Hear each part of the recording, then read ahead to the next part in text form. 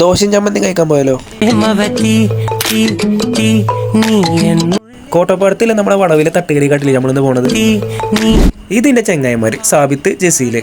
ചന്ദ്രമുഖി. അങ്ങനെ ഇവിടുത്തെ കാക്ക വന്ന് ഓർഡർ എടുത്ത് പോയി. ഞങ്ങൾ മൂന്നാളും ദോശയും ബീഫ് ചില്ലിയും ചിക്കൻ ചില്ലിയും പറഞ്ഞു.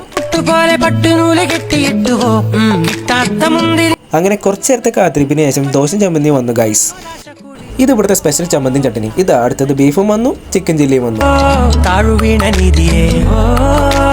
ഫുഡ് വന്നാൽ പിന്നെ അവിടെ വേറെ പറിച്ചിലൊന്നുമില്ല, ഓൺലി ഫുഡ്. ജസീലിനോട് വീഡിയോ എടുക്കണമെന്ന് പറയുമ്പോൾ ചെറുക്കിന് നാണം വന്നു. വാവ്, വാട്ടേ വൻ്റെ കൈക്കൽ.